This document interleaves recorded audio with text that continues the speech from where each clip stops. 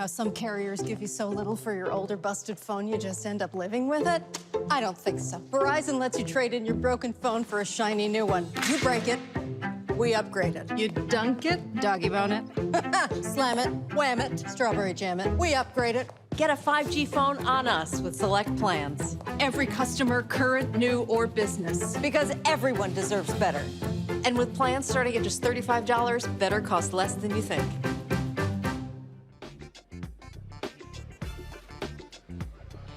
Today is Friday, December 17, 2021. Coming up on Roland Martin Unfiltered on the Black Star Network, live in Atlanta. The 2021 Cricket Wireless Celebration Bowl in less than an hour. The Southwest Athletic Conference is going to have their Hall of Fame banquet. We will talk with the Commissioner, Charles McClellan, about their honorees, but also about the expansion the conference has undergone this year. We also will talk with the outgoing and the incoming commissioners of the MEAC Conference as well. Also, a big announcement today.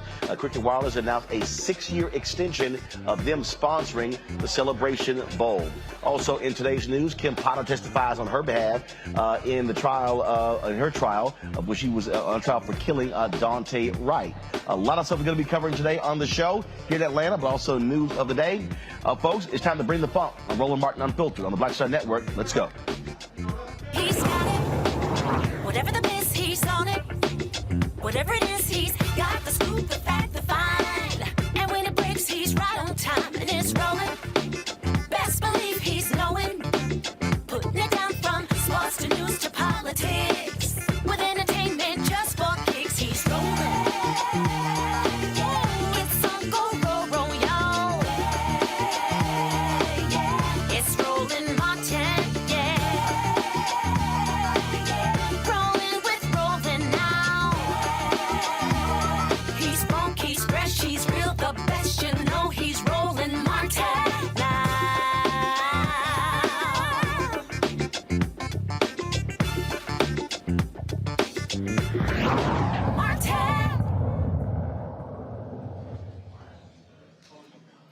Folks, we're here in Atlanta for the 2021 Cricket Wireless Celebration Bowl. We've been covering all the various events surrounding this bowl game. It is the only FCS bowl game that pits the winners of the MEAC and the SWAC conference against one another for a 7-figure payday. Lots of activities that have been going on over the last several days. We've been covering them extensively right here on Roland Martin Unfiltered, as well as the Black Star Network. And joining us right now is the Commissioner of the SWAC Conference, Charles McClellan. Glad to have you here. Hey, thanks for having me. So this is look, it's a big deal for both of these conferences to be able to have this bowl game, to be able to generate the revenue for the conferences, as opposed to going to the FCS playoffs. Yeah, absolutely. You know, the Southwestern Athletic Conference stopped going to the FCS playoffs back in 1999. We actually decided to have a championship game. The Bayou Classic really was the impetus for doing that, because that game is always the week after. So oftentimes Southern and Grambling were our best teams, and they couldn't go. So the decision was made to have our championship game. So we were a little ahead of the MEAC in wanting the Celebration Bowl. And once they made that decision, I think neither conference has looked back. And one of the things that when I talked with Commissioner Thomas, he said it was real difficult to get his folks to agree to that because so many wanted to be a part of that playoff system. But he said, look, it's not making any money for us. Well, the playoff system is tough. And what a lot of people don't know about the FCS playoffs is that you have to pay your own way to go. And if you host, you have to bid, and part of that money goes to the NCAA. So for most institutions, it's not a money-making opportunity. And then when you look at the overall competitiveness of it, quite often it was like the basketball tournament. The SWAC team and the MEAC team was always playing the #1 team in the nation. You know, it's kind of tough to go to North Dakota State from Lorman, Mississippi, and win a football game, right? So for us, we just did not feel that it made sense. Our record overall before 1999 was 0-16, 0-17. But when you start talking about the Celebration Bowl, when you start talking about pitting two champions against each other, that's going to go for the National College Black Championship. When you talk about a true bowl experience, and when you talk about the only two FCS conferences that participate in a bowl system that was set up for FBS conferences, and then when you talk about ABC, there is no way in the world you could go back and look at the FCS playoffs and say that this opportunity is not as good or even better than the FCS opportunity. You also had some expansion this year in your conference. Yeah, we did. We brought in Bethune-Cookman University and Florida A&M University, and part of the goal was not only to have a team here in the Celebration Bowl, but to get an at-large team into the FCS playoffs, and we were successful in doing that this year, where Florida A&M was selected to participate in the FCS playoffs. So you got the best of both worlds. We got the best of both worlds, and that was a part of the plan. But also, having those two teams in your conference also expands your footprint to the state of Florida. Oh, no doubt. Bringing in FAMU and Bethune was very instrumental in this overall success and fever that we're starting to feel in the Southwestern Athletic Conference. When you bring in two rapid fan bases, when you bring in two institutions that are the center of black college, you know, and to team them up with the 10 that we have, it was a win-win for both. And we're just ecstatic to be able to have those two. And SWAC, you know, we got a long ways to go, but I tell you, it's going to be a fun ride. How are you also positioning this conference for the future? Because what you're dealing with here is, we're seeing the movement of the Power 5 conferences. Texas and Oklahoma lead the Big 12. They go to the SEC. You're seeing just all of that going on. And so how do you remain competitive in this environment? Well, I think that's a great question. You know, you're talking about a conference that's been around for 100 years. You're talking about a conference, again, that has every major Division I HBCU college or university in its conference now, from Texas all the way to Florida. When it comes to black college athletics, we want to take the thing over and we want to insulate ourselves. So if we can generate enough revenue, you look at what Jackson State did. You know, they had championship game 50,000. Alcorn State game 60,000. The game before that they had 55,000. If we can continue to put those numbers in there, FAMU sold out homecoming, Alabama A&M sold out homecoming, Alcorn sold out homecoming, Mississippi Valley State sold out homecoming, and now the sponsors and the corporate partners are coming in. We have increased our corporate sponsorship and partnership program by almost 6,000% from the time that we took over to now. And as you look at additional television opportunities, we think that we can compete with some of the Group of 5 institutions. As a matter of fact, from a revenue generation, we're 3 years away from out generating them from a revenue standpoint. So we think that we're very strong and very well positioned to be able to continue to carve out the footprint and change the landscape. And I think that's another point. We're not going to sit back and let the landscape dictate what we do. We're actively involved with the NCAA and the legislative process. We're going to change the landscape to benefit the Southwestern Athletic Conference. You also have an opportunity, the big news this week, the #1 football player in the country choosing to go to Jackson State. That's a huge coup not only for the school, but also for the conference. Right. Name, image, and likeness. Now, if you go back and you check the books, there were 5 conferences that voted to change the name, image, and likeness legislation. So the NCAA put all of these committees together. And at the end, we took a look at it. It was the SEC, it was the Pac-12, the ACC, the Sun Belt, the SWAC, and one other conference. And people ask me, why is the SWAC even involved with SEC? Your interests are not the same. Well, actually, they are. You look at what Coach Prime has done. You take his ability to be able to generate that corporate interest, and if name, image, and likeness, if it's good enough for you to get paid to go to the University of Florida, should be good enough for you to get paid going to Jackson State University. And we wanted the rules to be as flexible as possible, because when you look at it, the state law takes precedent over everything, and each state has different laws with different abilities. So we wanted the NCAA rule to be able to allow whatever the state rule is or state law is to be able to govern it. And I think it is going to open up eyes. I think that it's going to show that you can be a 5-star, come to a Jackson State, get coached by a great coaching staff, get a name, image, and likeness deal, and be able to go pro. And that's the only reason why they're going to these Power 5 schools over the SWAC schools. So I think NLI kind of leveled the playing field, and it'll be our job to make sure that we continue to keep that playing field level. I think you're going to start to see more of a trend based upon that one decision. And I think what this boils down to is when we talk about, you know, what's happening with SWAC, with the MEAC, it's the building blocks of these institutions. You know, I'm always talking about how we have to build the capacity of our black institutions. No question. And Commissioner Dennis Thomas, you know, he's announced his retirement. We've had a lot of retirement talk today, and he seems happy. I'm sad, right? We're losing an icon. We're losing a voice. We're losing someone that is very instrumental. We're losing someone that has built all of this. So when you talk about expanding on where we are now, we're losing someone that's, I don't think that can be replaced. Sonia Steele, myself, we're going to work together to try to move this thing forward. And there's a lot of heavy lifting to be done by virtue of Commissioner Dennis Thomas leaving. In a little bit, you're going to have your SWAC Hall of Fame event.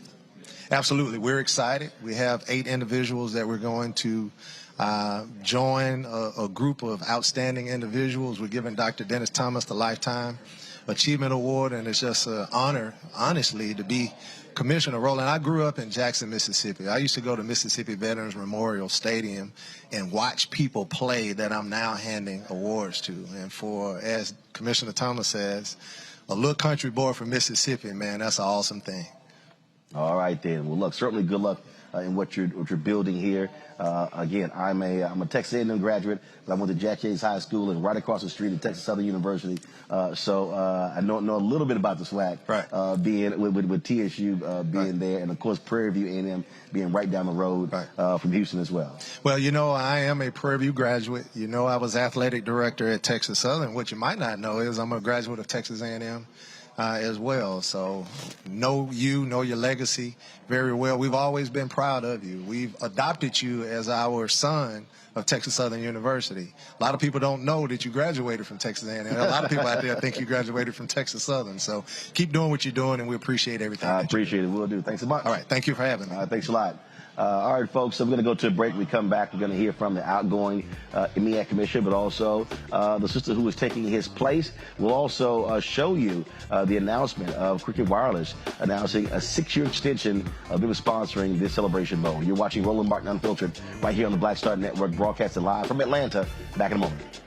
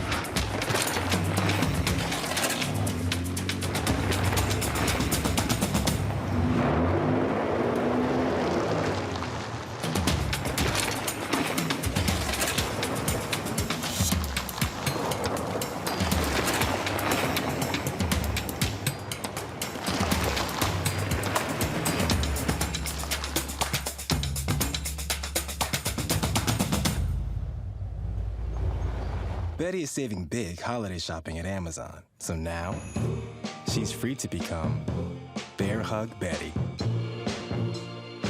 Settle in, kids. You'll be there a while. Ooh, where you going?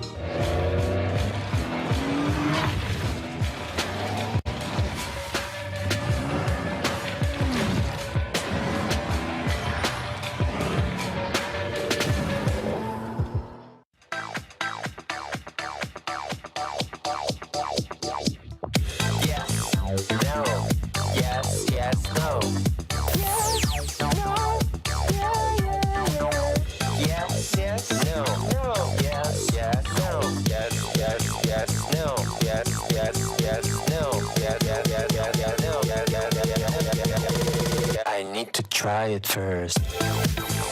I'm Chrisette Michelle. Hi, I'm Chaley Rose, and you're watching Roland Martin Unfiltered.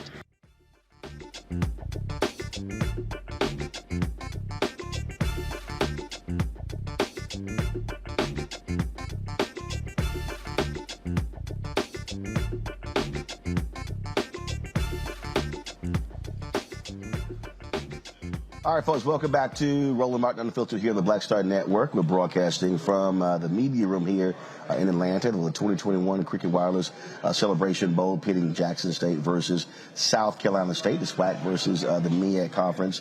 One of the things about folks don't really understand most of these bowl games, they actually created to serve as tourism for cities. When you think about the Rose Bowl, when you think about the Orange Bowl, the major bowls, that's really what the system that was created.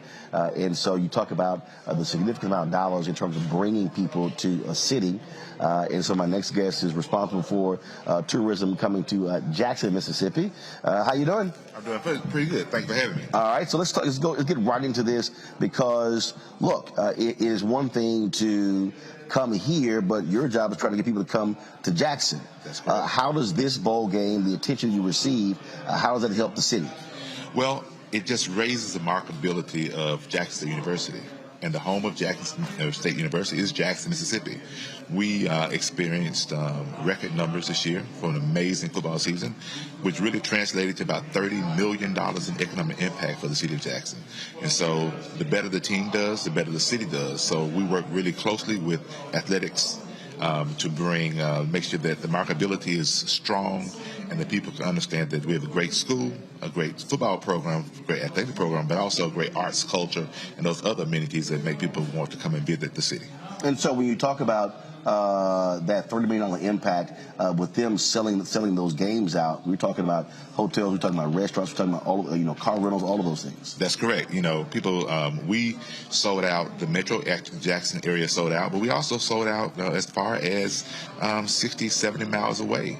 We're talking about people going to gas stations and grocery stores and buying ice and, liquor stores and restaurants and hotels and clothing stores. So it all, this really makes our community understand and appreciate the value of tourism in a very significant way.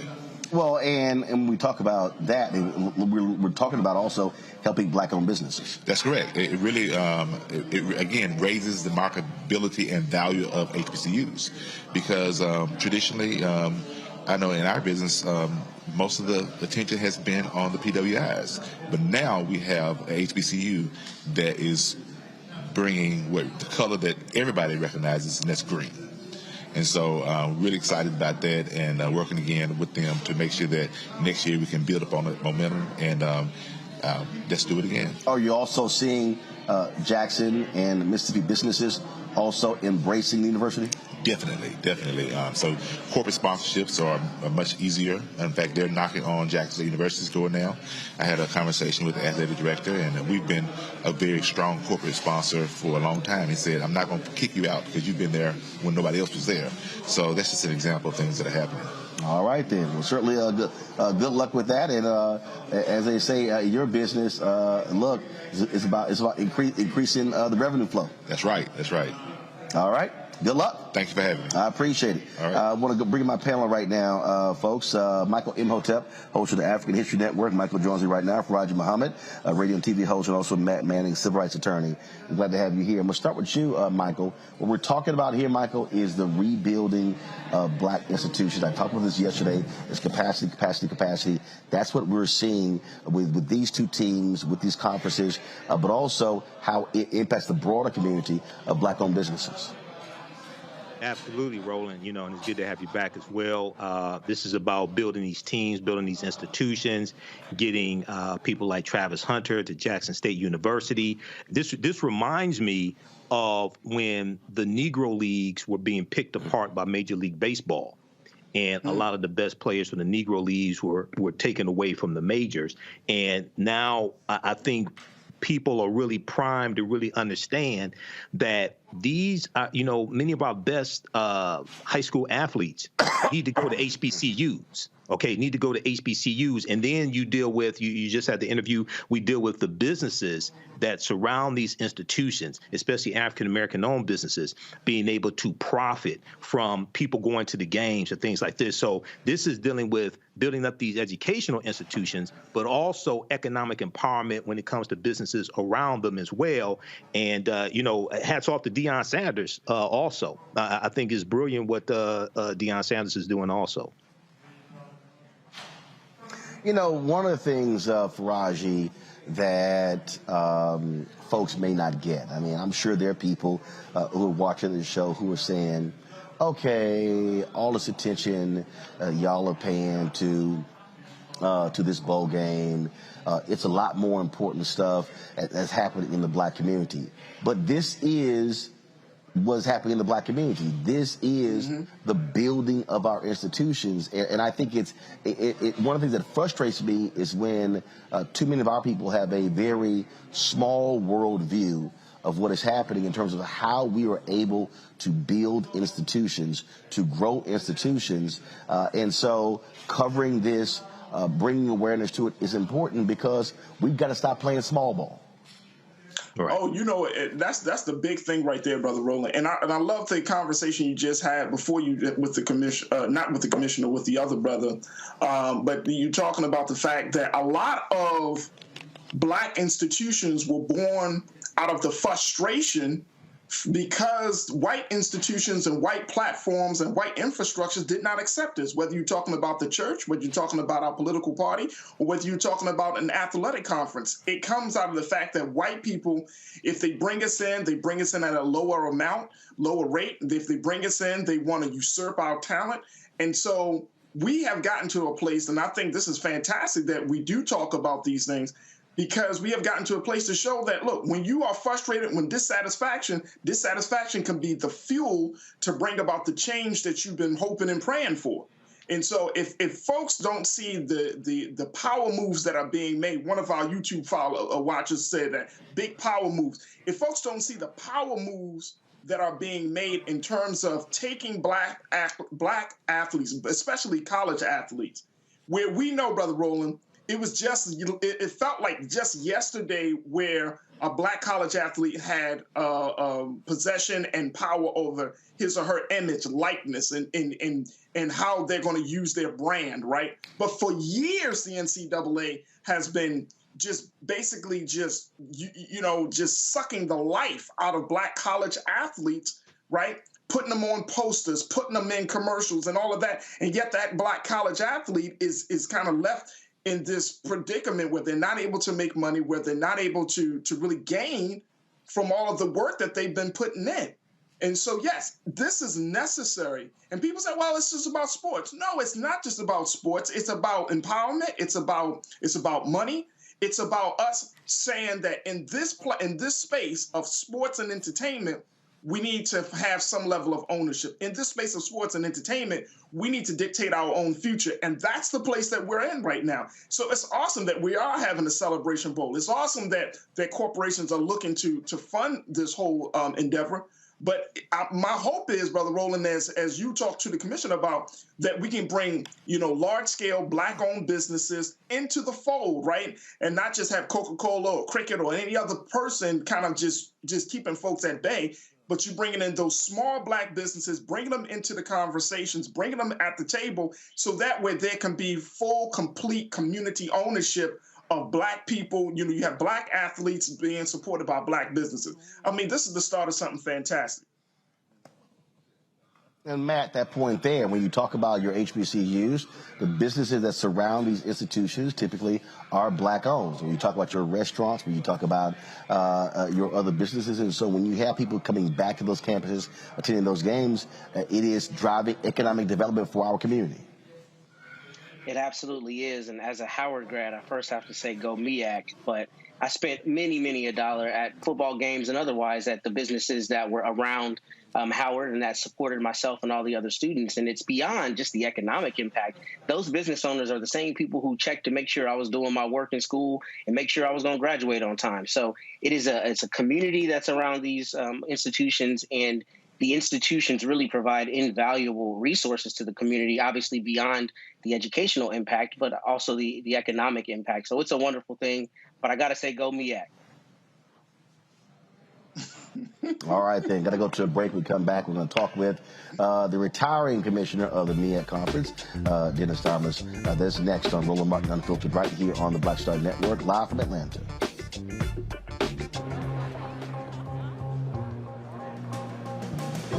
Are the stars out tonight?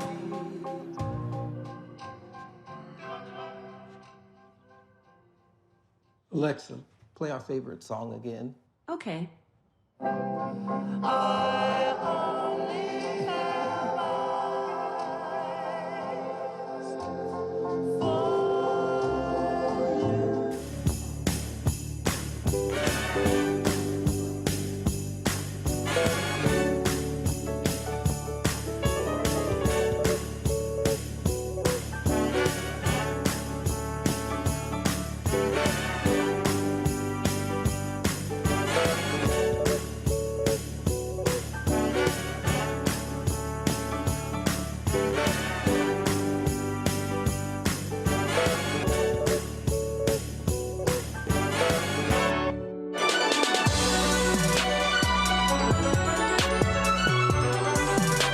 Hi, I'm Eric Nolan. I'm Shantae Moore. Hi, my name is LaToya Luckett, and you're watching Roland Martin Unfiltered.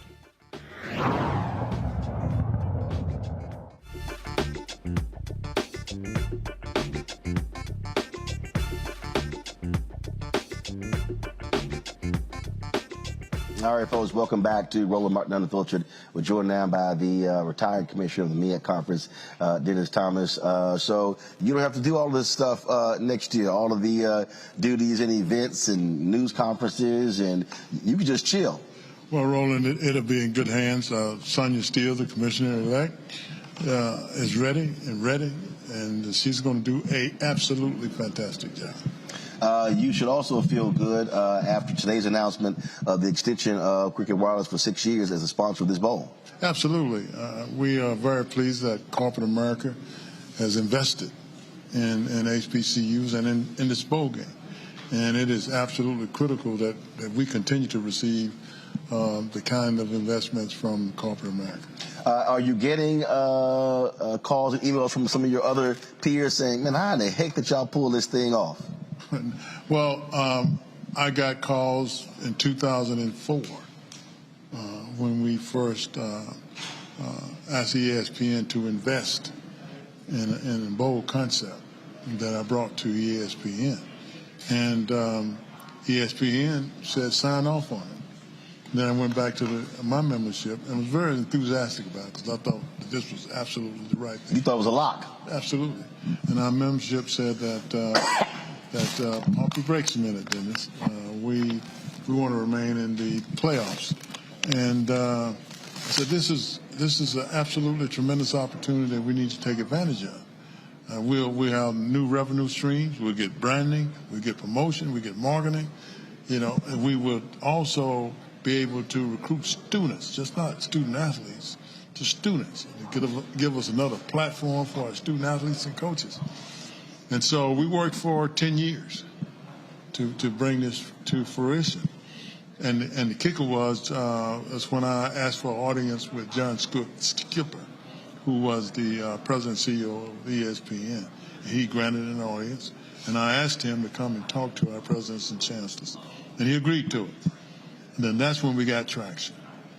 And finally, the presidents and chancellors agreed to send our champion to the postseason bowl game.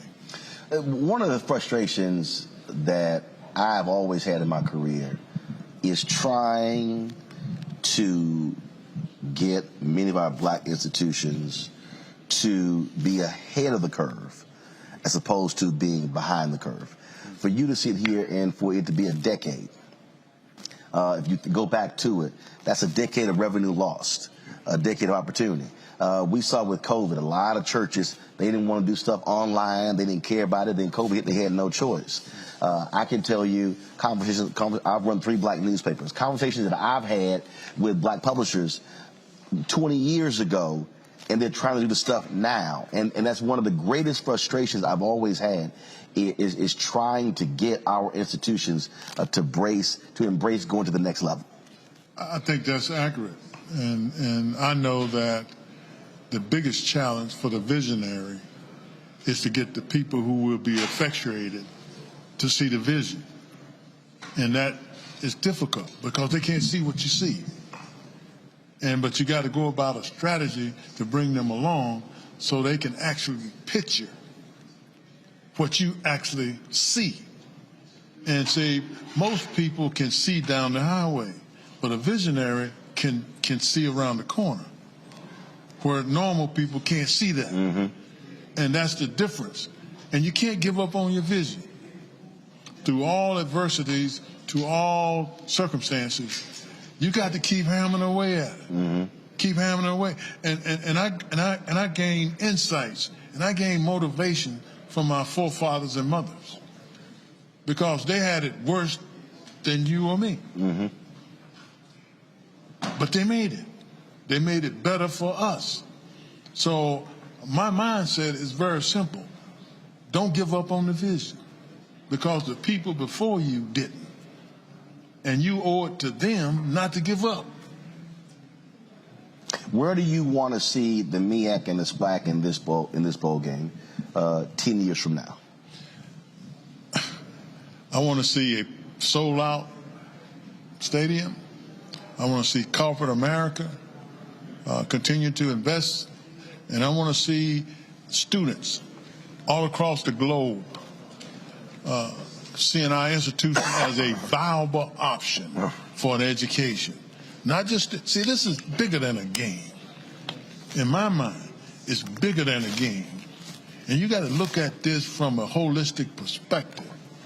How does this advance our messaging for all of our institutions? How does this advance our mission? And we have to, and we must become more diverse if we're going to stay relevant. And we just can't be all black anymore. We still can maintain our mission, our goals and objectives, but we have to serve all of America in order for us to grow, in order for us to sustain our stability, in order for us to be better to corporate America and improve our value not only to our community, but to our world. When you talk about leaving, what's the one thing you're going to miss? Relationships. I got in this business to make a difference with student athletes. And relationship with student athletes has always been on the forefront. And developing student athletes to be better people. And also, you have to understand people talking about getting your degree. That's great. That's the bottom line. But you have to be educated. A lot of people with degrees are not educated. Okay? Now, you want to take that holistic approach where you are inculcating and imbuing these students to their fullest potential, God-given ability. Now, that's what we should all be about. And whatever that takes, then we have to have the right strategy to implement that. And that strategy different from campus to campus, from individual to individual. Now, that's, in Dennis Thomas' humble opinion, what we should be about. All right. Well, look, we are looking forward to, you getting the Lifetime Achievement Award from the SWAC, the Hall of Fame there. You've been honored by a competing conference, so that's always a little different. Well, it's not a competing conference. I'm part of the MEAC. I played in the MEAC. I was educated in the MEAC, Alcorn State University. I just happened to be the commissioner of the MEAC. And but you do want the MEAC to win that game, Sam? No question. No question. And by the way, I'm happy you brought that up, Roland. You know, out of the 5 bowls, Celebration Bowl, the MEAC won 4 of them. Okay? So you know, we kind of at 90% right now, you know? So all the people that say that, well, you know, the MEAC, you know, they're not as strong this year as they have been. Well, that is yet to be seen. And we'll let tomorrow determine that. So you're saying you got all the hype with Deion, but the championship's with the MEAC. There's one thing about athletics. They keep score. At the end of the day, they keep score. And whoever ends up with the most points, you know, wins the game. All right. So talking the game ain't the game. Always good seeing you. We appreciate it. Good luck in retirement. Thank you, sir. And enjoy yourself. Thank you. All right, folks, when we come back, we're going to show you some of the news conferences earlier, both of the coaches here at the 2021 Cricket Wireless Celebration Bowl. You're watching Roland Martin Unfiltered on the Black Star Network.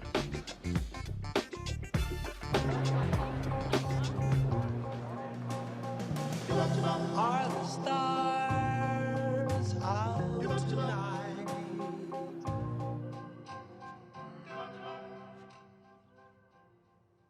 Alexa, play our favorite song again. Okay. I only have eyes for you.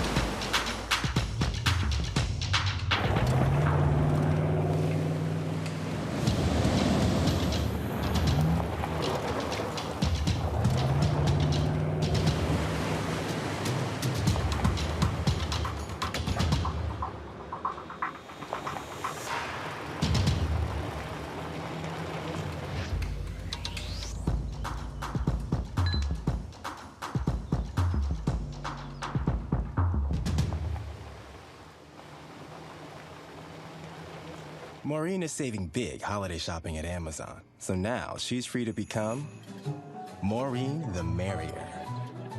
Food is her love language, and she really loves her grandson. Like, really loves. What's up, y'all? I'm Will Packer. Hello, I'm Bishop T.D.J. What up, Lana Well, and you are watching Roland Martin Unfiltered.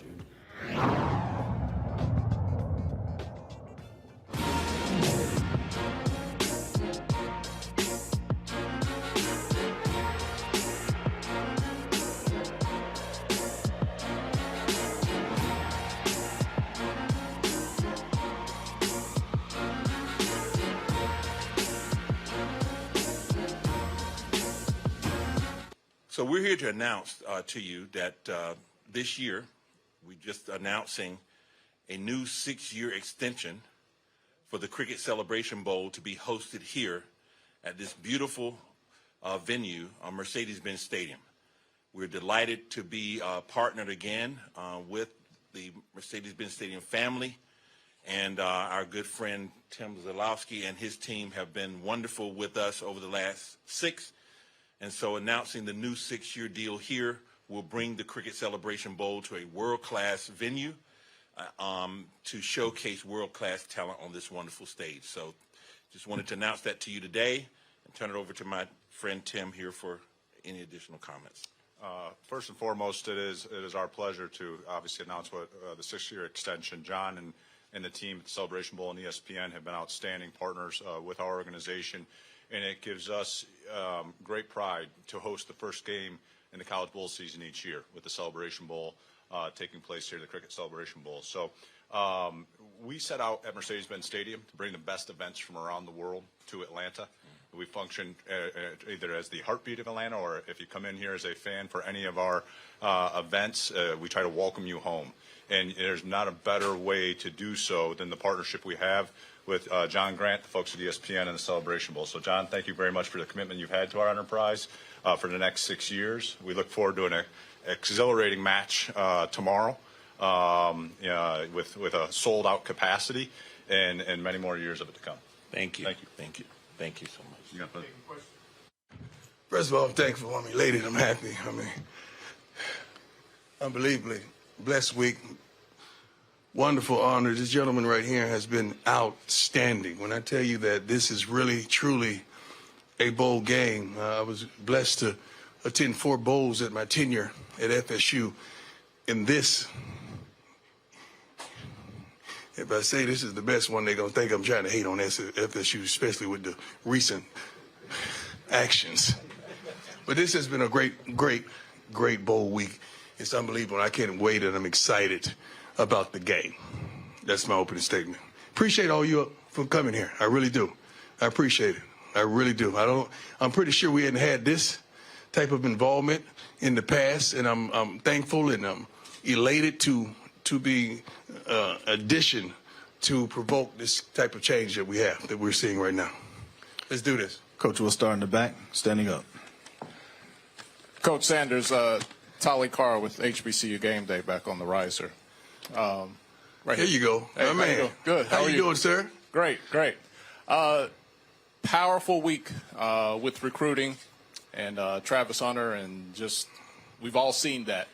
I'm wondering for you, the amount of power that gave him and that he showed the country, and the amount of power that Jackson State and other HBCUs are starting to show. What does it mean for you to be involved with people and a movement that becomes bigger than themselves and they start to see that power? Well, I'm pretty certain that this is why I'm here. I'm pretty certain this is why God led me to Jackson State University, to HBCU, to the SWAC. I'm pretty certain that's why. I tried to tell you, nobody wanted to listen. You thought I was just running the mouth. And it was not that. I truly believe. We stand by that word, I believe, and we truly believe that it's going to be a change. Everything I've done in my life, I provoke change. Why not now? You think I was just going to be a head coach and there's no change and we continue to do the same foolishness that we've done? We're not going to do that anymore. It's a systemic cancer that we got to get rid of. We got to stop. We got to stop. We got to change every darn thing that we can possibly do. This is a new kid. This is a new generation. This is a new thing. and we got to be open to change. And that's all we've done at Jackson State with the help of our beloved AD, Ashley Robinson. We provoke change in every aspect of the word. I was originally committed to FAU, and a couple weeks after that, that's when my dad got the job at Jackson State. So we was just walking around each other at the house, and I just got to the point where it was, all right, Pops, talk to me. Like, what is it? So then we sat down, we talked about it. He never recruited me doing it, though. Like, I was on the calls with the other coaches. I was already at the school, and then I just felt like it was the best situation for me. And my whole recruiting process, I wanted to go somewhere and play right away. I'm not going for go there, sit a year, learn from this guy. I feel like experience is the best thing in learning. So I knew regardless of wherever you go, you'll have the attention and have the spotlight wherever. So I just felt like this was the best place, and for our people too. Shedeur, can you explain in your own words what's special about the HBCU experience? I mean, you see it. You see just the fans, just everything coming to fold now. I just remember picturing walking to the empty stadium and just looking around, just praying, like not knowing what the season has to come. And the magnitude of everything we're doing now, it just really showed that God's real. Shedeur, you talk about the decision you made to come. You know, you were a 4-star. You were the highest recruit at that point. Now you guys just got another young man that has committed to you all, who's highly rated. Just talk about, what it is. You said you guys chose to come to Jackson State, and now he's chosen to come to Jackson State. What do you think it is that makes those young men who their father isn't the coach, what makes them want to come to Jackson State? I mean, just seeing how real it is. I mean, you guys are teammates. It's not a relationship with my pops where, okay, I get special treatment and stuff like that. Like, I'm human too. Like, I'm a regular player too. So I feel like just the players and just teammates seeing how everything's so genuine and how down to earth our coaching staff and coaches is, and they understand what it's like to be one of us in our situation. Guys, thank you all for coming. Appreciate you coming to check on us. We've been going through a neat week here at the Celebration Bowl. I got to first thank all of the sponsors, all of the operational folks, starting with John Grant. John is the executive director of the Celebration Bowl. John has done a fantastic job of running this thing. I've been involved with other bowl games, and I can tell you that this is as well run as any game I've ever been associated with. The sponsors, starting with John Dwyer from Cricket Wireless, the Coca-Cola folk, the Delta came in there in Columbia, brought all their top-notch people in and flew us in from Columbia to Atlanta. That was a fun little trip. It was kind of fun in a way because, I mean, we bust to Delaware. I mean, so you come back and take the plane to Atlanta. It was truly an exciting kind of opportunity that way. So we've got to thank all of the folk that are involved here with the Celebration Bowl and say that it was truly a pleasure to be a part of this particular fair this way. And we look forward to seeing if we can come out on Saturday and play against these Jackson State Tigers. Everybody knows Jackson's the favorite. We all know that they've got Deion and all of his highfalutinous and all the different kinds of stuff. I was a fan when he was playing for everybody, for two teams. He was playing football, basketball, and baseball, and track and golf and all that kind of stuff at the same time. So the guy, is probably the, I guess maybe top all-around athlete maybe of all times as far as I can remember doing our generation here. So the guy's been fantastic as far as his athleticism and his play and all these different. And then on top of that, then the guy comes in, and makes the coaching game look easy. He's been here for less than a year, and he's won all the top awards. I've been coaching for 45 years and hadn't had, some of these accolades and stuff of that kind that he's had. So it's been a fun run to see him rise to the top of the league, and he's done a little bit for us all.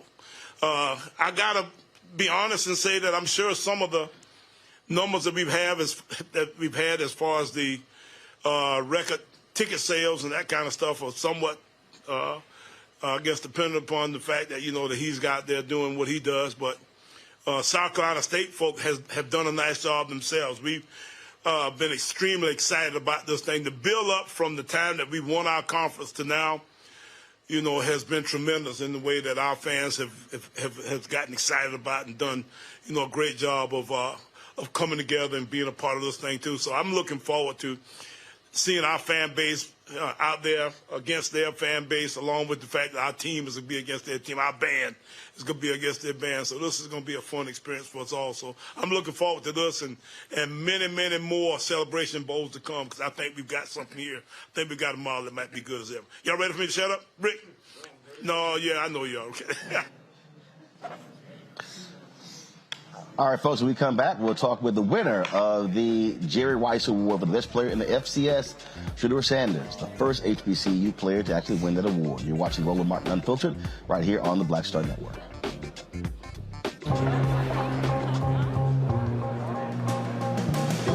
Are the stars out tonight?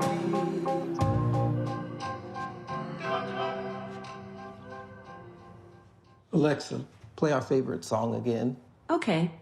I only have eyes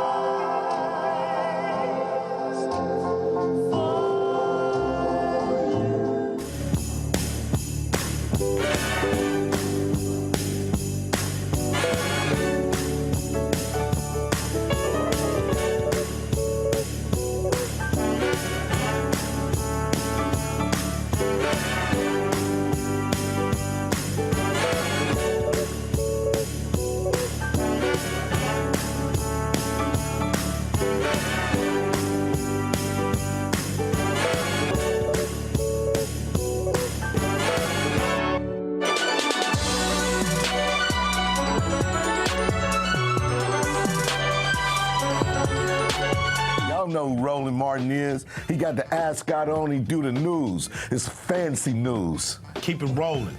Right here. Rolling. Roland Martin. Right now. You are watching Roland Martin Unfiltered. I mean, could it be any other way? Really? It's Roland Martin.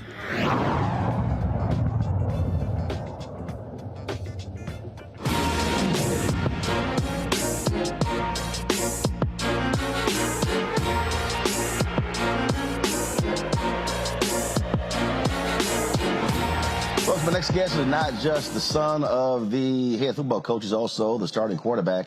And this week found out that he is the winner of the Jerry Rice Award for the best player in the FCS. The first time a HBCU player has won that award, named after HBCU great from Mississippi Valley State, Shedeur Sanders. How you doing, Doc? I'm doing good. How are you? So how does that feel, being the first one? I mean, first is named after Jerry Rice. Yeah, I mean, who else could have won it?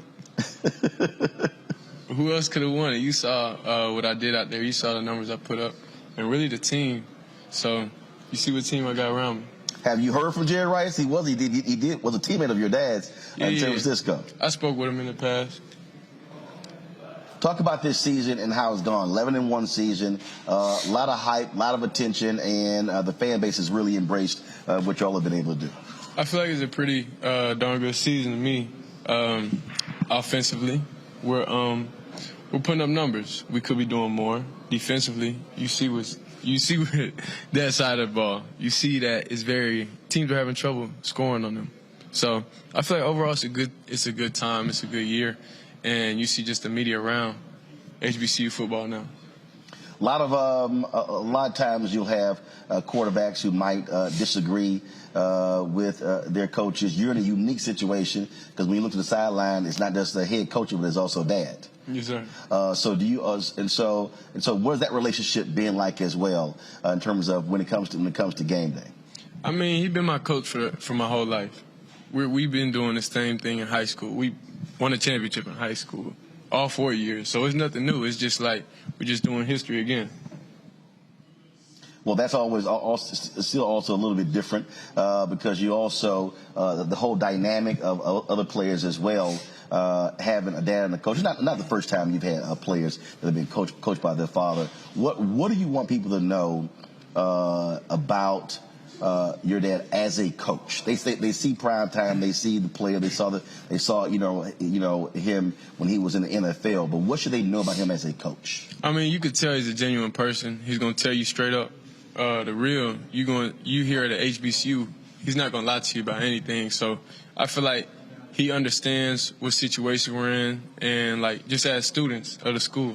So he's been through that before too. He went to college, he did all that. So he's more realistic and he's very reasonable. Well, and also as somebody who's played at the highest level, considered the greatest cornerback to play in the NFL. So I take it when it comes to your defense, listening to him, they probably listen a little bit more intently based upon their track record. No, I feel like everybody listens to him. It's not just a defensive thing. It's just like offense, we just got to get going.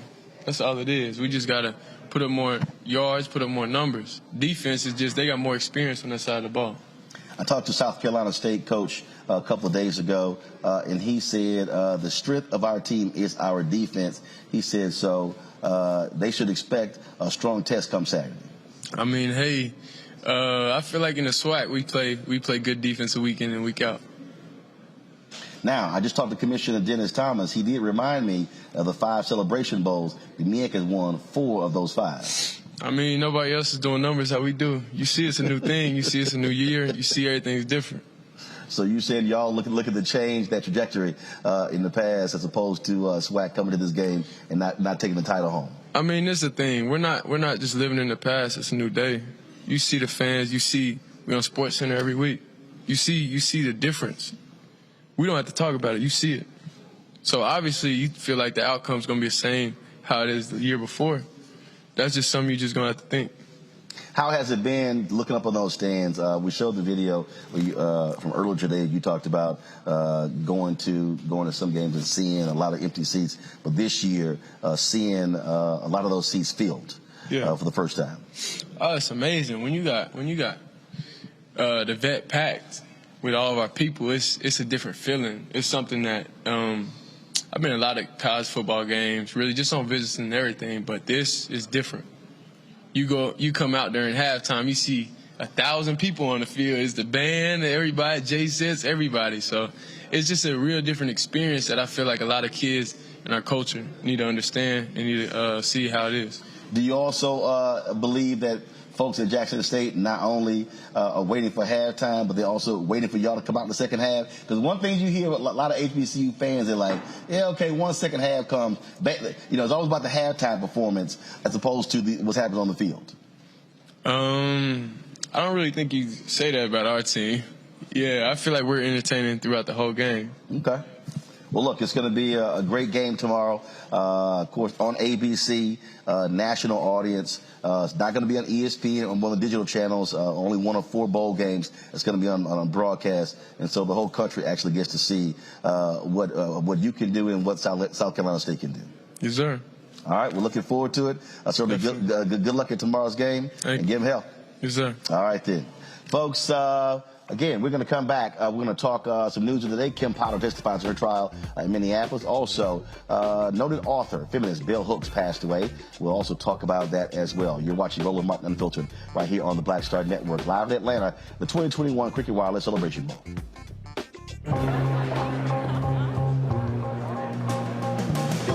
Are the stars out tonight?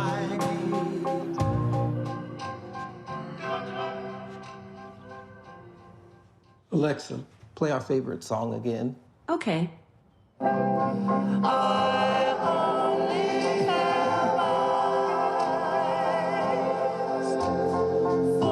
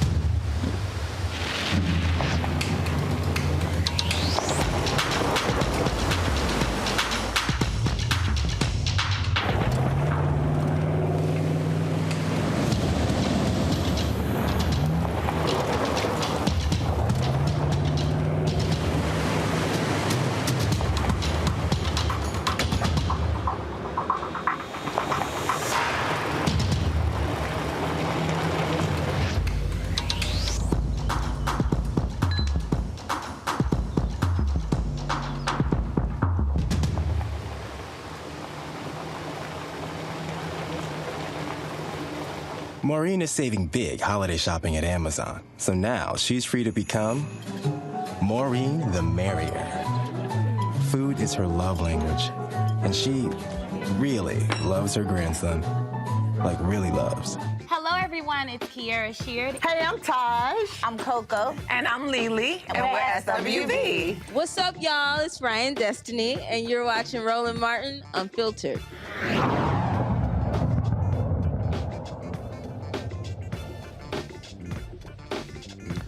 A couple days ago, acclaimed author and feminist Bell Hooks passed away at the age of 69. Of course, her real name was Gloria Jean Watkins. She took her name as a testament, nod to her grandmother. She, of course, focused on topics about feminism and race. She won a number of awards, including the Writers Award from the Lila Wallace Reader's Digest Fund, was named one of the nation's leading public intellectuals by the Atlantic Monthly, also was inducted into the Kentucky Writers Hall of Fame.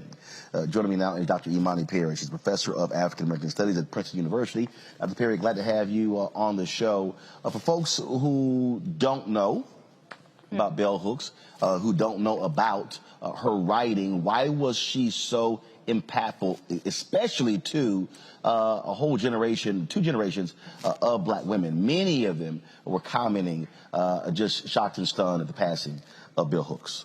Yeah, well, first of all, let me say thank you for having me and thank you for spending the time to talk about her. She was an incredibly brilliant woman, an author of literally dozens of books. She resonated with people because she wrote from the position that she began. She was a country woman. She was from Kentucky, and she became an extraordinary intellectual. And through those experiences, decided to share with people how she thought about gender, how she thought about sexuality, how she thought about class, how she thought about injustice broadly. Her writing was inviting. It wasn't, distant academic language. She reached for people where they are, where they were. And she also, and this is really important, I think, for our communities in particular, she wrote about love.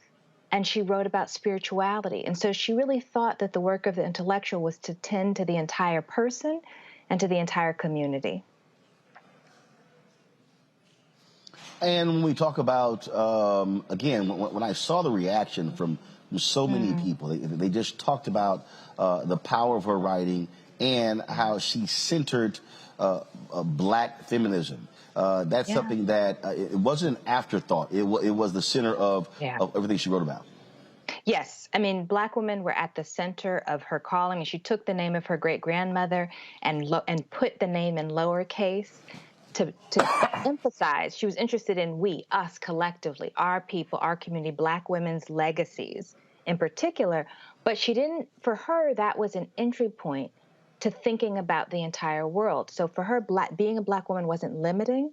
It was actually a perspective from which one could understand the world in extraordinary ways. But you always, when you opened her book, you knew that you were being seen, that you were being recognized, and that you were important as a black woman reader. But I also think it's really important to say, she loved black men dearly, and she talked about wanting to tend and care for black men as well. I'm bringing my panel, Michael Imhotep. I want to start with you, your thoughts on Bell Hooks, and also if you have a question for Dr. Imani Perry.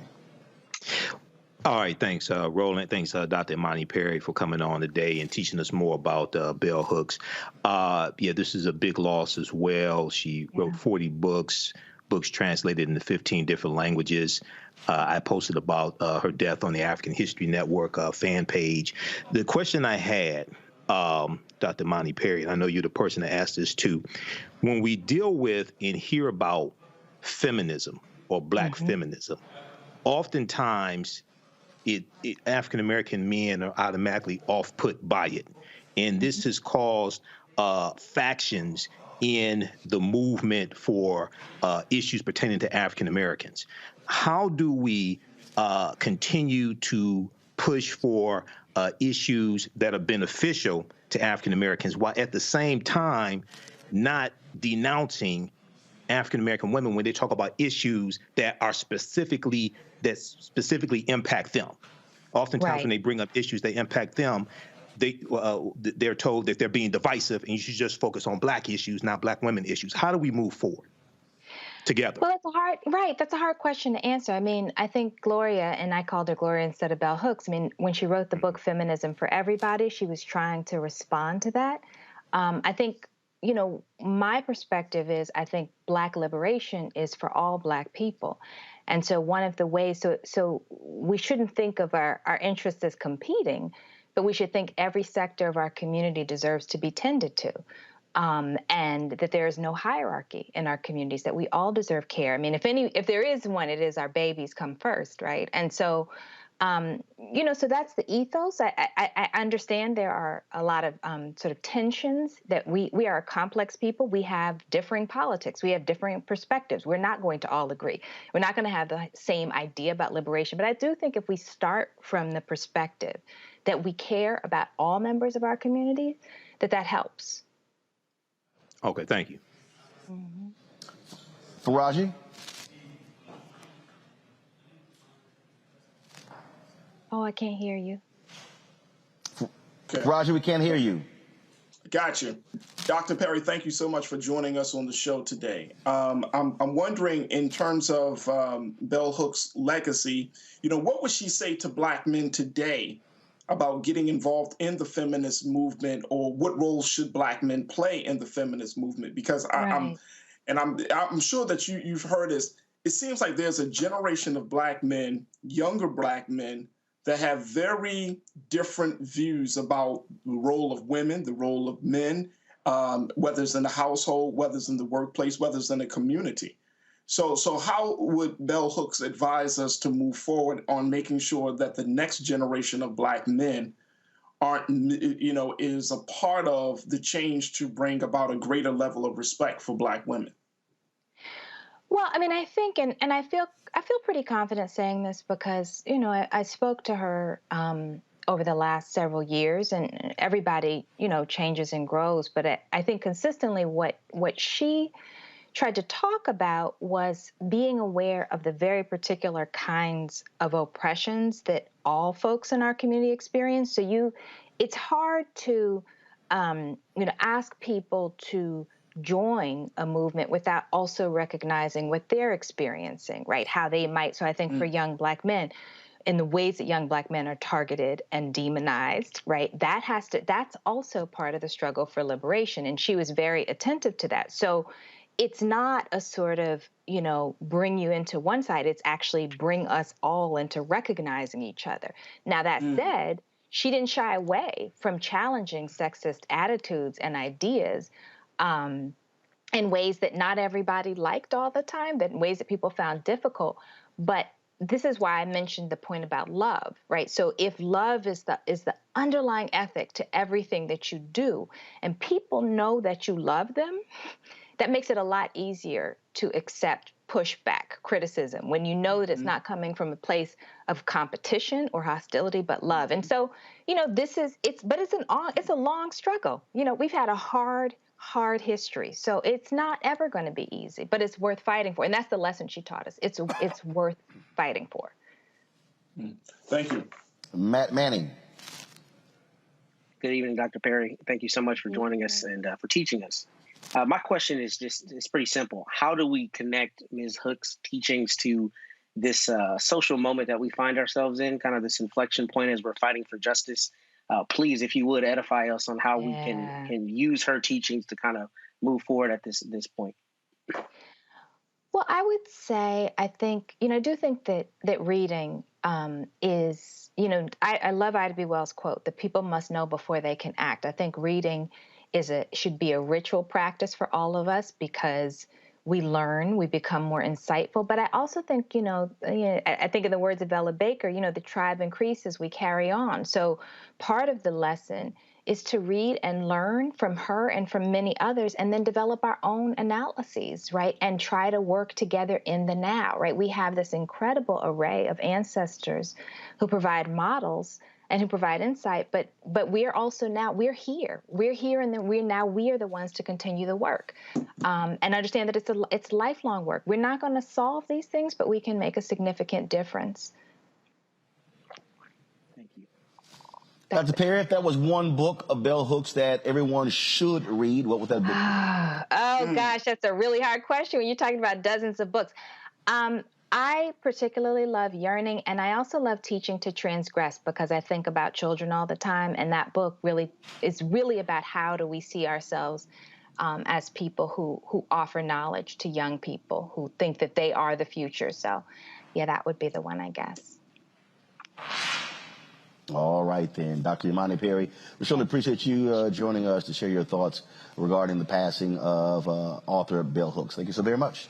Thank you. Folks, going to a break. We come back. Kim Potter testifies on her behalf in her trial in Minneapolis for killing Daunte Wright. Lots of tears on the stand. We'll show you what took place right here on Roland Martin Unfiltered on the Black Star Network. Betty is saving big holiday shopping at Amazon. So now, she's free to become Bear Hug Betty. Settle in, kids. You'll be there a while. Ooh, where you going?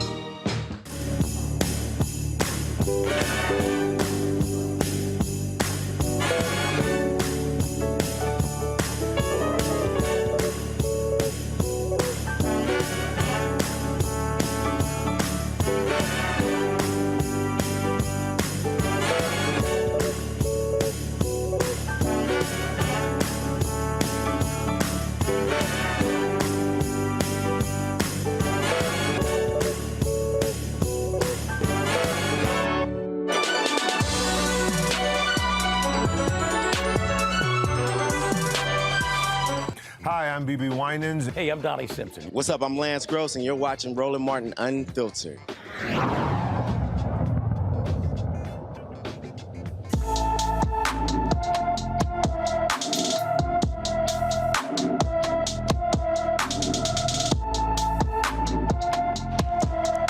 Thirty-five-year-old Deandra Chalmers was last seen walking near the Parkland Hospital on November 29th in Dallas, Texas. Deandra is 5 feet 9 inches tall, weighs 180 pounds, with black hair and brown eyes. She was last seen wearing a black sweater and black pants. If anyone knows of Deandra's whereabouts, please contact the Dallas Police Department Missing Persons Unit at 214-671-4268, 214-671-4268. Today in Minneapolis, the former Brooklyn Center police officer on trial for fatally shooting Daunte Wright took the stand on her behalf. During direct examination, Kimberly Potter told the jury she did not realize she had fired the gun instead of her taser during the April traffic stop until Wright cried out that he had been shot. With Officer Lucky and the driver at the door, the driver was trying to get back into the car. Well, he was trying to get back in the car. What did you do? I went around Officer Lucky as they're trying to get back in the door. I'm between the door and Officer Lucky and the driver. And the driver's getting into the car. And what happened next? They're still struggling, and I can see Sergeant Johnson and the driver struggling over the gear shift because I can see Johnson's hand and then I can see his face. And you knew Johnson for many years before this, is that right? Yes. And by looking at his face at that point in time, what did you interpret it to mean? He had a look of fear on his face. It's nothing I'd seen before.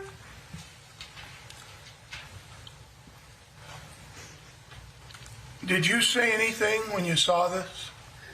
What did you do? We were struggling. We were trying to keep him from driving away. It just went chaotic.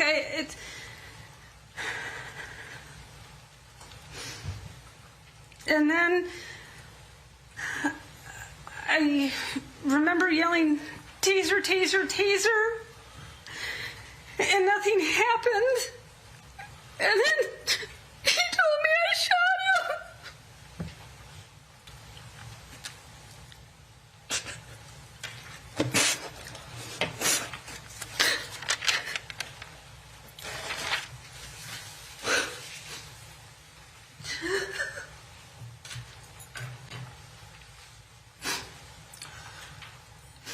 Can you proceed, or you? Yes.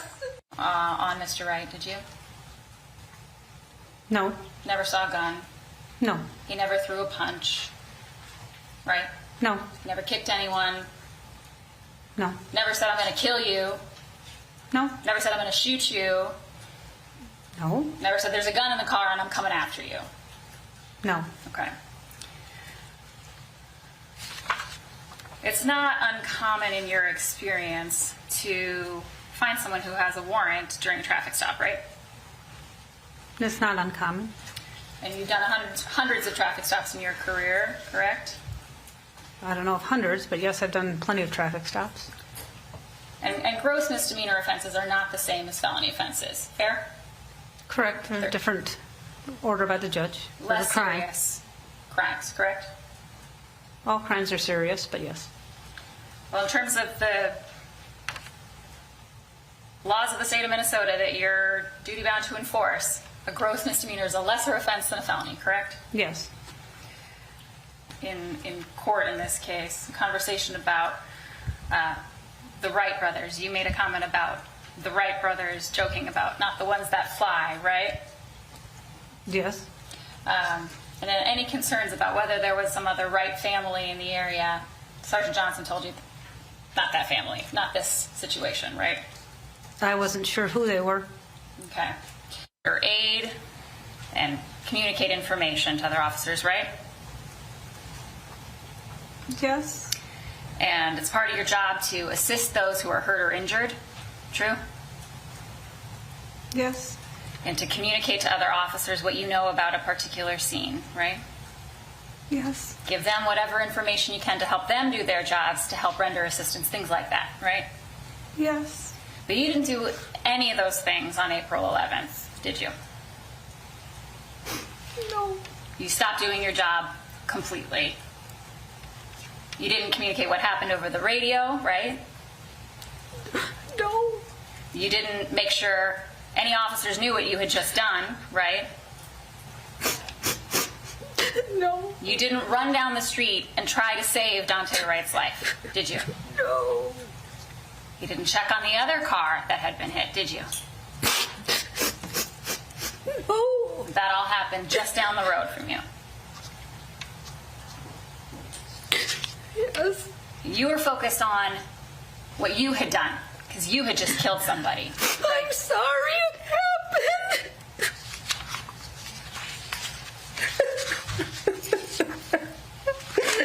I'm so sorry. Ms. Potter, from your reaction today, and from your reaction on your video, you didn't plan to use deadly force that day, did you? No. You didn't want to use deadly force, did you? The objection is overruled. No. Because you knew that deadly force was unreasonable and unwarranted in those circumstances. I didn't want to hurt anybody. You didn't want to hurt anybody. No. And that's why you said, I'm going to go to prison. I don't. That's 3 times now, Your Honor. Repetition. All right. The objection is sustained. Ms. Potter, you know the difference between left and right, don't you? All right, Matt Manning, I want to start with you. I mean, is there a plausible defense? Oop, my bad. A little bit, to an extent. But I'll tell you this. Let me first say, everything in a courtroom is intentional. For all your viewers out there, they have her dressed this way purposely. I'm sure her attorneys told her, if you get emotional, do not stop, crying. All of those things are, unfortunately, what lawyers try to leverage in front of a jury. And here, if you look at the picture, they've made her look as homely, and I mean no disrespect, but as homely, as maternal, as accessible. We're talking Minnesota, right? So this is all intentional. And I say that in support of saying, if you notice, she didn't even use Daunte Wright's name. She continued to say the driver. I guarantee you her attorneys want to depersonalize Mr. Wright and make it seem as though she's just a good officer doing her job. But I would say here, the tears are for fears. They're to try to impart to the jury the idea that she was so afraid for that, a couple things are happening. One, she was afraid for her own safety, but the ancillary thing is that she was afraid for the safety of this other officer. They're trying to establish a defense of third person defense that'll essentially say, even if she wrongfully shot him, she's within the bounds of the law because she had a reasonable apprehension that her other officer was going to be hurt. Now, we know that's cockamamie because, in fact, she reached for the wrong weapon, which is absurd if you've had 26 years of training. But in terms of making people think, there is, I think, a chance that at least one juror will, potentially bite that argument. And that's what viewers need to know. In the criminal justice system, a conviction has to be unanimous. So they can get a hung jury off one person buying what we're seeing here, which I think is a pretty good acting job, but it's all intentional. And that's very important for people to know that I think that's the defense they're going for. They're trying to attack the intentionality, which is why you hear her saying so frequently, I didn't mean to do it. It wasn't purposeful, trying to say it's an accident. And even if it isn't an accident, it's okay because I feared for my other officer's safety. That's what you're seeing at play here. The issue here, Faraj, is, I didn't mean to do it, but somebody is dead as a result of her actions. Yeah, I mean, absolutely. That's the big issue. But I'm wondering how much does the part of her screaming out taser, taser, taser will play into this? I mean, Matt, I think you're making up some excellent points, saying that from everything, the way she's dressing and to the emotion. But I mean, the part that she says taser, taser, taser, I can't personally get past that. I'm wondering if that is going to be like the Achilles heel of this case, where she's not going to be prosecuted to the fullest extent of the law because she announced taser, even though she reached for her service revolver, her service weapon. So I'm wondering, you spoke about intentionality, the intention behind this whole situation. The intention seems to be a huge part of this whole case because she said taser. You can clearly hear it on the video. But then at the same time, as the prosecutor said, that you didn't reach out for the other folks. You didn't see what happened to Daunte Wright. You didn't see what happened to the other cars. I mean, the intention is certainly a big part of this. But that one little piece where she says taser, taser, taser, I'm thinking that just might be a situation that to give her just a little leeway in the minds of those jurors. I don't know. You know what I mean? We have dealt with, and we've talked about it endlessly on this show, many cases where there have been those small lines, small details that have often been kind of like disregarded. But in this case, it's still hard for me to see that there's going to be justice served for the family of Daunte Wright just because she yelled out taser, taser, taser. Matt, Brother Roland, am I wrong on this?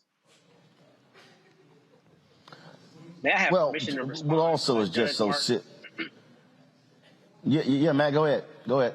I was just going to say really quickly, I think that's a great question, but I think the intentionality here is precisely the issue insofar as that's what she's saying. I was trying to reach for my taser. I didn't have the intent to do this act that actually caused his death, is what I'm getting at. So that's, I think, what her defense attorneys are trying to attack, because generally homicide statutes, manslaughter statutes are going to have an intentional element.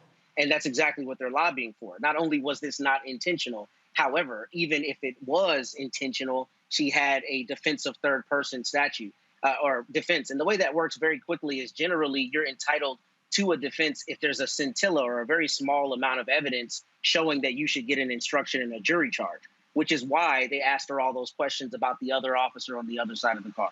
That's what you're seeing them try to establish right now. The thing here, Michael, that when you watch this, her attorneys have already laid the groundwork by saying, if she's found guilty, they want the judge to sentence her and not the jury. But we also know in many of these cases, juries give the police officers extreme benefit of the doubt. And so it's not clear cut that she's going to be convicted in this case.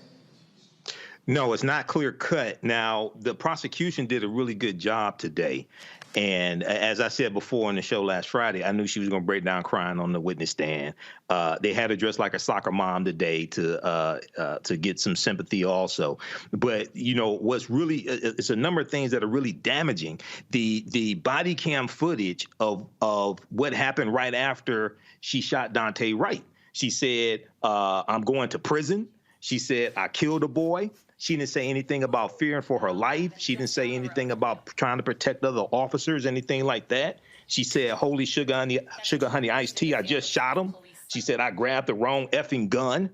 I shot him. Okay. But then the prosecution today went on to talk about how, so, you know, after Daunte Wright was shot, the car drove off. It hits another car. When other officers arrived on the scene, Officer Kim Potter didn't tell the other officers exactly what happened and did not try to render aid to Daunte Wright either, who was down the street and crashed into another car. So, yeah, you know, a lot came out today, and we know the defense rested today as well. So it's not clear cut that she's going to be convicted, but the prosecution did a good job. I really don't think a lot of her testimony today really helped her. The tears did help, but the testimony is different than the tears. Well, guess what? Juries can be very emotional in terms of what they buy. And as Matt said, all you need is one to say not guilty. So we'll be following this to its conclusion. All right, folks, got to go to a break. We come back more on Roland Martin Unfiltered right here from the Black Star Network. President Joe Biden speaks to South Carolina State for commencement today. We'll show you some of what he had to say. Back in a moment.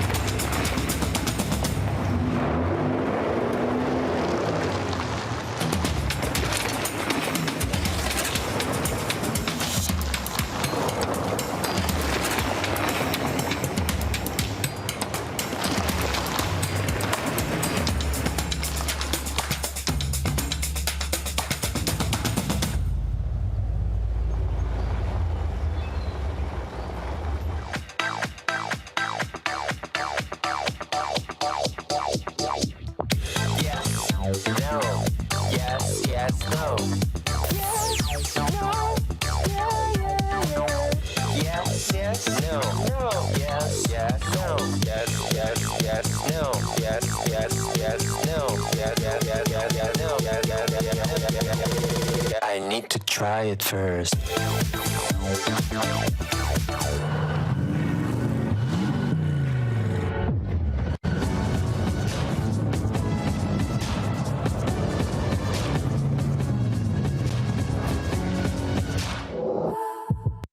I'm Chrisette Michelle. Hi, I'm Chaley Rose, and you're watching Roland Martin Unfiltered.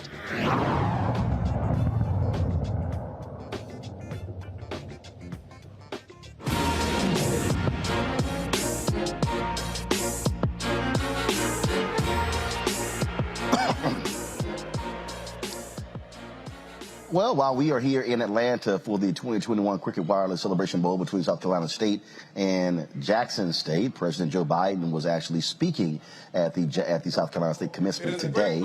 Congressman Jim Clyburn, who's a graduate of South Carolina State, did not walk across the stage when he finished it a number of years ago, but got a chance to do so today.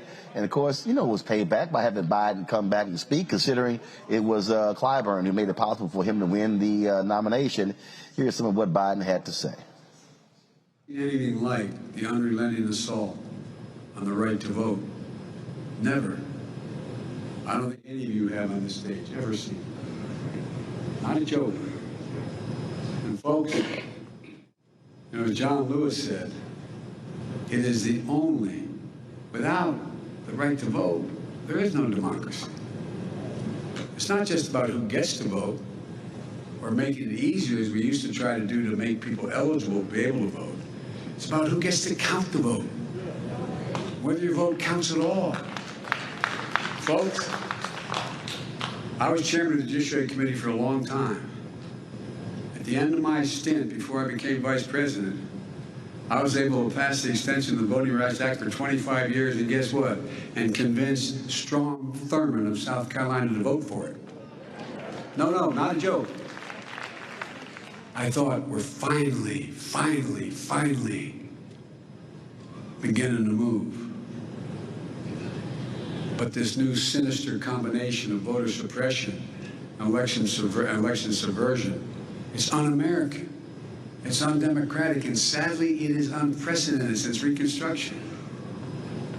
Vice President Harris is leading the efforts for us, but on the anniversary of Bloody Sunday, I directed every single federal agency in the United States government to promote access to voting, and each agency is heading and heeding the call. HBCUs have helped produce 40% of all the black engineers in America. 50% of all the black lawyers in America. 70% of all the black doctors and dentists in America. And 80% of all the black judges in America. Folks, I see HBCU excellence every single day in my administration, and I'm not exaggerating. Vice President Harris, my cabinet, Michael Reagan, Administrator of the EPA, senior White House staff across my entire administration, graduates, I'm here to congratulate you, but also to let you know that your country, this is not hyperbole, is counting on you. They're counting on you to change, to turn the dial at a moment we have a chance to do it. And that I'm committed to doing everything I can to make real the promise of America for all Americans, for all of you. That's why my administration has delivered $5 billion so far to HBCUs just this year. Just this year. And more to come. Because there's nothing you're unable to do if you have the product. If you have the laboratories, if you have, well, a lot of these HBCUs aren't endowed like these other universities.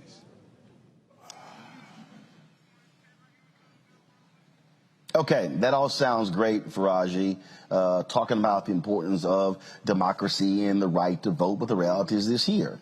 They have not passed the For the People Act. They have not passed the John Lewis Act. Senator Chuck Schumer insists this is going to get done by 2022. The reality is Republicans are moving forward quickly with these voter suppression bills, and they are desperately trying to lock in their advantage with this also political gerrymandering for the next decade. President Biden has got to do more than just give speeches. Oh, absolutely. And one of the things that just stuck out for me, and just in that clip, Brother Roland, is the fact that he said that we're counting on you. Look, the president, to the president, respectfully, no, sir, you can't put the onus and that burden on us, because guess what? Black people come out to vote. We've been voting. We voted for the Democratic Party, and we've just been voting in the system for many years. And the next generation of college students have been voting as well. We saw that in President Obama's election. No, we're counting on you to get on track with where we are trying to go. And it's all good. Yes, you can say, you can boast $5 billion to HBCUs, but HBCUs the infrastructure is crumbling and the resources are drying up. So $5 billion is good, is a good start. But these HBCUs, if you want to there's a difference between managing and then actually putting money to take this thing to the next level. And so HBCUs need more support. I mean, they need it's like a mandate every year that they're going to get billions of dollars, just as much as we do other colleges, just as much as we do countries like Israel and other places. There needs to be that level of mandate and that level of commitment. The final point is that, look, what are you asking us to do in this moment? If there's a stall in the Congress, if there's a stall between Republicans and Democrats, then what do you expect the people to do? We came out in full force in the streets last year to push for the George Floyd Policing Act. Guess what happened? Nothing. We got a lot of talk, but nothing even happened. I mean, we can all bear witness to the simple fact that that bill needed to be passed. So what I'm hearing from the president is just a lot of rhetoric, and it's not leading to any real change.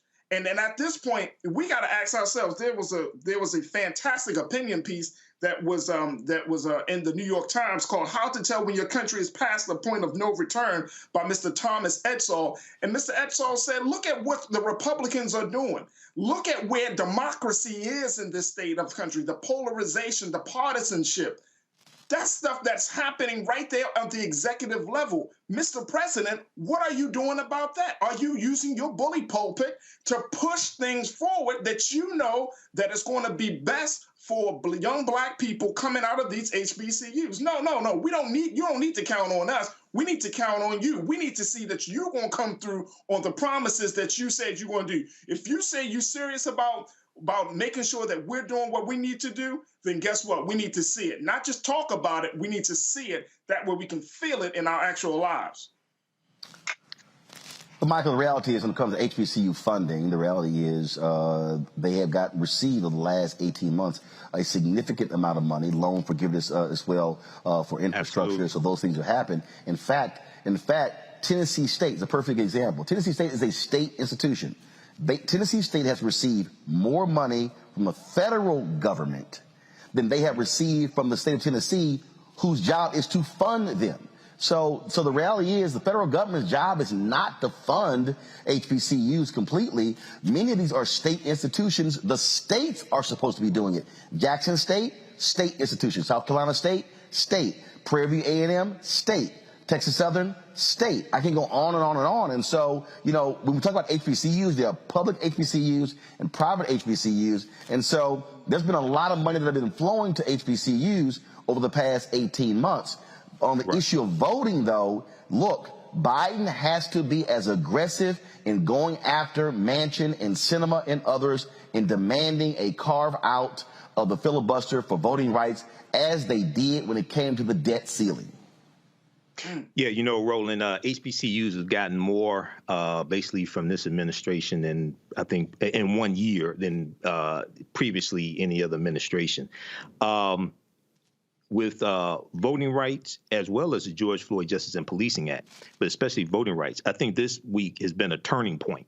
I talked about it on my show because, one, the information coming out of the January 6th committee showed how detailed and well-planned the attempted insurrection was. Two, there were two important meetings that took place this week with Democratic senators. One was on Thursday, a virtual meeting Joe Biden and Vice President Kamala Harris had with 6 Democratic senators.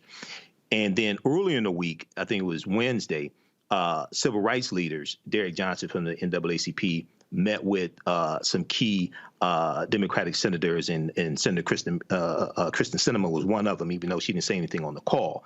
That meeting was organized by Michigan U.S. Senator Gary Peters.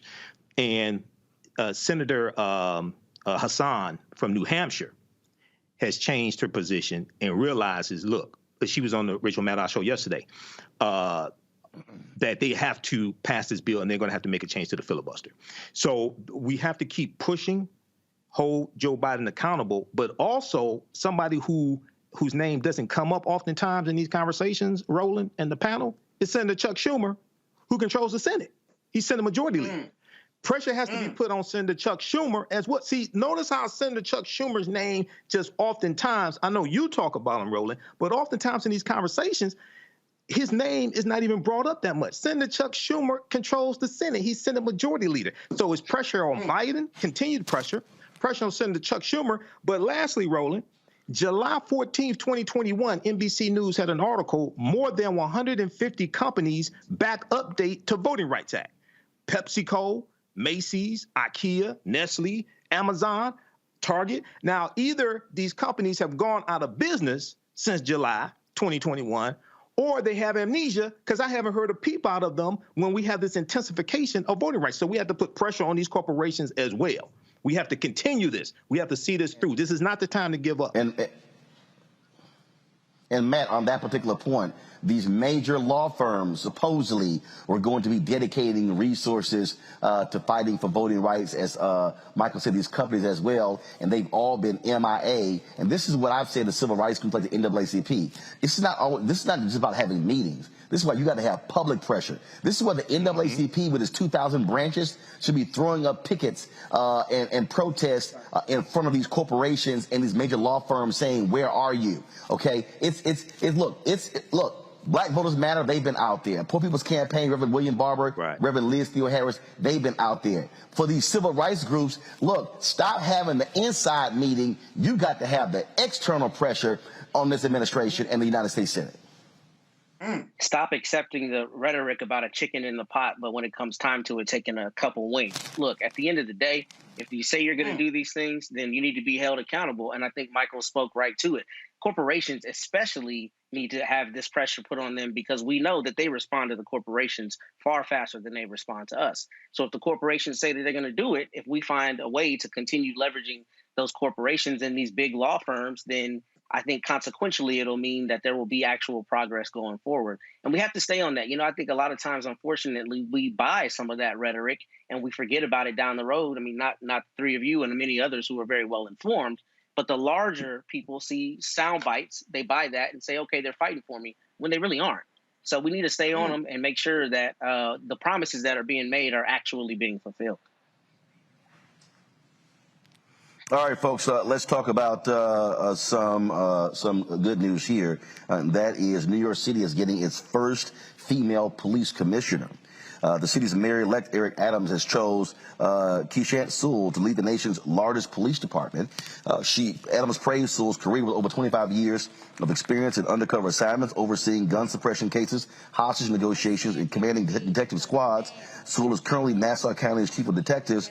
She was promoted to the position in September 2020, becoming the first black woman to hold that role. She's not the first African-American to lead the department, but she indeed is the first woman to lead the department. So congratulations to her on that pick. Also, President Biden has nominated Sandra Thompson to be the permanent director of the Federal Housing Finance Agency. If confirmed, she'll be the first woman in that particular role as well. Thompson is currently the acting director of the agency, which oversees Freddie Mac and Fannie Mae mortgage companies.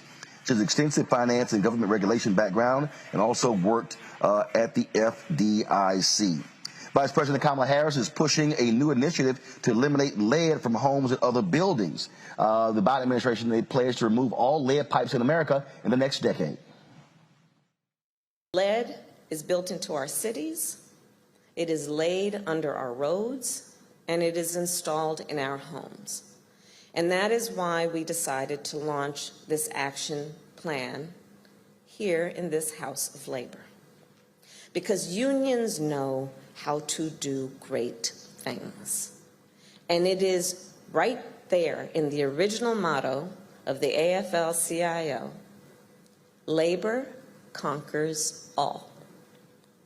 So we need your help to conquer these challenges. We need your help to make millions of homes, schools, and workplaces safe for everyone. And we need your help to make sure this is the beginning of the end for lead in America. So let us get to work. And 61 years after she was arrested at the age of 15 for refusing to give up her seat to a white woman, Claudette Colvin, she has had her record expunged. That's right, a judge in Alabama expunged her record.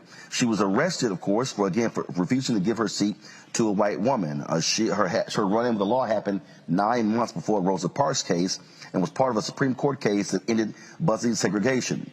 Colvin was sentenced to indefinite probation after her arrest and conviction.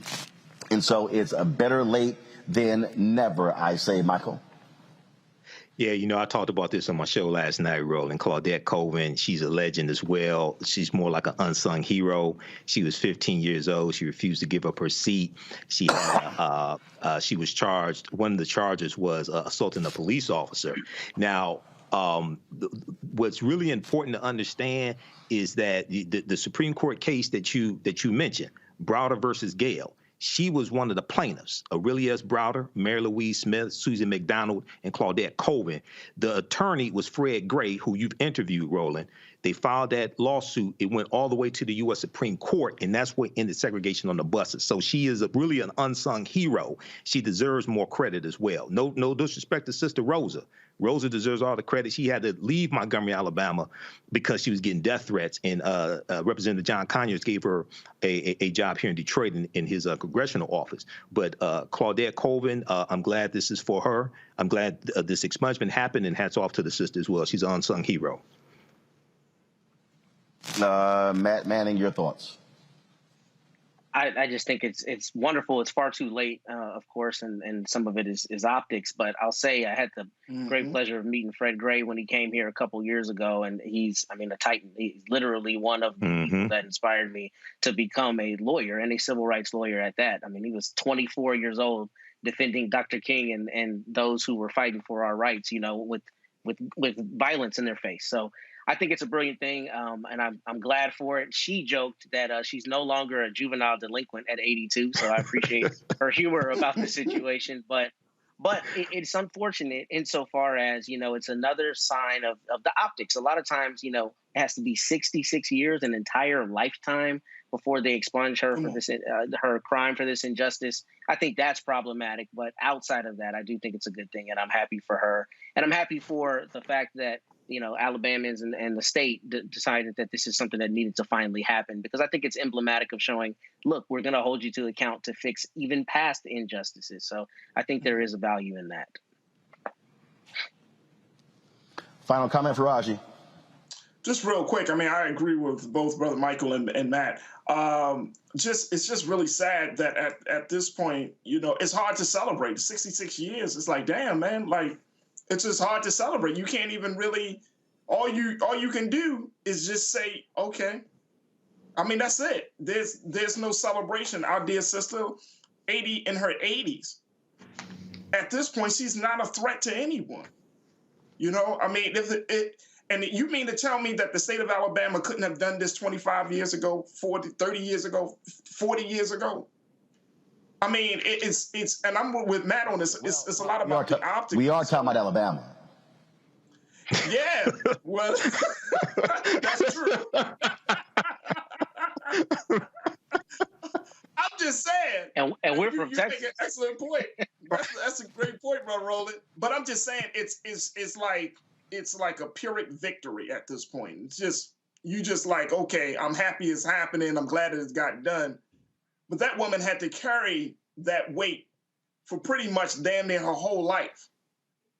So at this point, you know, in her golden years, may God bless her with many, many years to go, but pretty much in her golden years, it's not going to really make a difference. This is not a win for Alabama. This is not a win. This is a slap in the face, because it took you 66 damn years to do the right thing. So it's all right, gentlemen. Sad, and I'm glad. Gentlemen, I appreciate it. That is it for us. We're going to be broadcasting live tomorrow from the Coca-Cola Fan Zone outside of Mercedes-Benz Stadium here in Atlanta for the 2021 Cricket Wireless Celebration Bowl. Game time is at noon, so we'll be live at 9 a.m. Eastern tomorrow right here on Roland Martin Unfiltered and the Black Star Network. Michael, Faraji, Matt, thanks a bunch for joining us today. I want to thank all the folks also here in Atlanta for making it possible for us to do what we did this week with all of the coverage. And so we look forward to bringing you more sights and sounds of the Celebration Bowl tomorrow, live right here on the Black Star Network. Thanks a bunch. Y'all take care. Holla!